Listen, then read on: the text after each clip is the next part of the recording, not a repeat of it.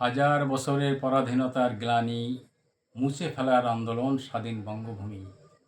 আমার মানুষগুলো যখন আমাবস্যার অন্ধকারে নিমজ্জিত হয়েছিল সে ৭১ সালে, যখন ওই বাংলার বুকে রক্তের নদী বয়ে গেছিল ২৬,০০০ ভারতীয় জওয়ানের তাজা রক্তের বিনিময়ে যে বাংলাদেশ স্বাধীন হলো, সেই বাংলাদেশ সরকার আমার ১ কোটি মানুষকে তারা ফেরত নেয়নি। ১ কোটি মানুষকে বাংলাদেশের পতাকা ওই বাংলাদেশ সরকার শেখ মুজিবুর রহমানের নেতৃত্বে আমার মানুষকে ছুঁতে দেয়নি। ভারতবর্ষের তৎকালীন প্রধানমন্ত্রী শ্রীমতী ইন্দিরা গান্ধী বাধ্য হয়ে এই ভারতকে বাংলাদেশের অঘোষিত কলোনি রূপে সেদিন সেই বাংলাদেশি শরণার্থীদের এই ভারতবর্ষেই তারা পুনর্বাসিত করল। যদিও তাদের পুনর্বাসন দেওয়ার কথা ছিল এই বাংলাদেশে, কিন্তু হলো না, পেল না আমার মানুষ। পরবর্তীতে আমি এবং আমাদের জাতির পিতা শ্রী নিত্যানন্দ ব্রহ্মচারী আমরা দুজন মিলে আমাদের পতাকা সৃষ্টি করলাম। আমাদের মানুষ সেই পতাকা গ্রহণ করে দিকে দিকে ছড়িয়ে পড়ল। আমি পশ্চিমবঙ্গের মাননীয় স্বরাষ্ট্র সচিব মহাশয়কে আমি চিঠি দিয়েছি ২৮/৩/২০২৪। ওই একই দিনে আমি চিঠি দিয়েছি পশ্চিমবঙ্গের রাজ্যপাল মহাশয়কে। আমি চাই অবিলম্বে পশ্চিমবঙ্গের রাজ্যপাল মহাশয় একটি বৈঠক ডাকুন। সেখানে পশ্চিমবঙ্গের স্বরাষ্ট্র সচিব মহাশয় থাকবেন এবং আমি থাকব। কারণ আমার সিকিউরিটি, আমার শেল্টার, আমার ফিনান্সিয়াল অ্যাসিস্ট্যান্স সম্পর্কে বিস্তারিত আলোচনা হওয়া প্রয়োজন।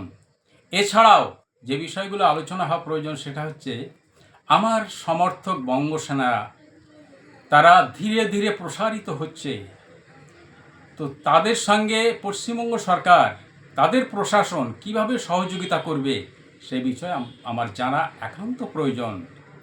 এছাড়া যে বিষয়গুলোর আমি আজ বলতে বসেছি সেই বিষয়গুলো হলো, আমি পশ্চিমবঙ্গের রাজ্যপাল মহাশয় এবং স্বরাষ্ট্র সচিব মহাশয়কে প্রশ্ন করি, আপনারা কি ভারতবর্ষের স্বরাষ্ট্র সচিব মহাশয় এবং বিএসএফের মহাপরিচালককে কোনো চিঠি দিয়েছেন? তাদের সঙ্গে আপনাদের কোনো বৈঠক হয়েছে? কারণ ওই ভারত এবং বাংলাদেশ যে সীমানা, সেই সীমানা, ভারতের সীমানা পাহারা দেয় বিএসএফ, এবং সেই বিএসএফ পরিচালনা করে ভারতের স্বরাষ্ট্র দপ্তর।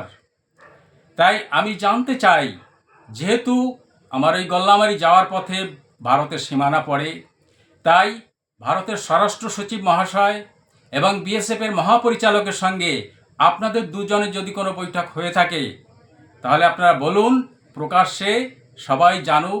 এবং আরও একটি বৈঠক করতে হবে, সে বৈঠকে আমাকে আপনাদের ডাকতে হবে, কারণ আমার জানার একান্ত প্রয়োজন যে ভারতের স্বরাষ্ট্র দপ্তর, বিএসএফ তারা কিভাবে আমার মানুষকে সহযোগিতা করবেন, কিভাবে ওই সীমান্ত তারা ছেড়ে দেবেন, এই বিষয়ে আমার জানার প্রয়োজন আছে।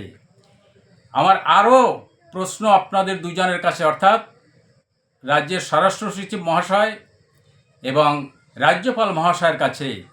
ভারতের সীমানা পর্যন্ত হলো, ভারত সীমানা পার করে যখন বাংলাদেশের মাটিতে গল্লামারি পর্যন্ত যাওয়ার প্রশ্ন, সেই জায়গায় আমার মানুষকে, আমার এই বঙ্গসেনাকে কারা পাহারা দিয়ে নিয়ে যাবে?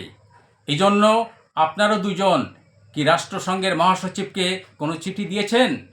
তাদের সঙ্গে কি কোনো বৈঠক হয়েছে আপনাদের? যদি হয়ে থাকে আপনারা বলুন। তাহলে আপনাদের আরও একটি বৈঠক ডাকতে হবে, সে বৈঠকে আপনারা আমাকেও সেখানে ডাকবেন। কারণ আমার ৪ কোটি মানুষ ৭১ সালে যে ১ কোটি মানুষ শরণার্থী হিসাবে ভারতে আশ্রয় নিয়েছিল, যাদের ওই বাংলাদেশ সরকার ফেরত নেয়নি, তারপরে আরও ৩ কোটি মানুষ ওই বাংলাদেশ সরকার অত্যাচার করে ভারতে পাঠিয়েছে। অর্থাৎ এই ৪ কোটি মানুষের জানার প্রয়োজন যে ভারত বাংলাদেশ সীমান্তের পরে যে গল্লামারি পর্যন্ত আমার যে যাওয়ার পথ, সেই পথে রাষ্ট্রসংঘ কিভাবে আমাদের সহযোগিতা করবেন। তাই যদি আপনাদের বৈঠক হয়ে থাকে আর একটি বৈঠক ডাকুন, সেখানে রাষ্ট্রসংঘের মহাসচিব বা তার কোনো দূত যেমন উপস্থিত থাকবেন, এবং সেই বৈঠকে আমাকে অবশ্যই আপনারা ডাকবেন, কারণ আমার জানার একান্ত প্রয়োজন যে রাষ্ট্রসংঘের মহাসচিব এবং রাষ্ট্রসংঘ তারা তাদের শান্তি বাহিনী দিয়ে কিভাবে আমার মানুষকে সহযোগিতা করবেন। আমার শুধু জানার প্রয়োজন তা নয়, আমার 4 কোটি মানুষের এই প্রশ্ন জানার একান্ত প্রয়োজন। এবং শুধু 4 কোটি মানুষ নয়, সারা ভারতবাসী সঙ্গে সঙ্গে বিশ্ববাসীরও এই প্রশ্ন রয়েছে এবং এই বিষয়টা জানার প্রয়োজন আছে। তাই আমি পশ্চিমবঙ্গের স্বরাষ্ট্র সচিব মহাশয়কে এবং রাজ্যপাল মহাশয়কে আমি পরিষ্কারভাবে বলি, এতগুলো বিষয় এই সমস্যার সমাধানের জন্য আপনারা অবিলম্বে এবং সর্বশেষ আমি বলে যাচ্ছি 22শে ডিসেম্বরের পূর্বেই আপনারা বৈঠক ডাকুন এবং সে বৈঠকে অবশ্যই আমাকে আপনারা ডাকুন। আপনাদের ডাকার অপেক্ষায় আমি বসে রইলাম। জয় বঙ্গ।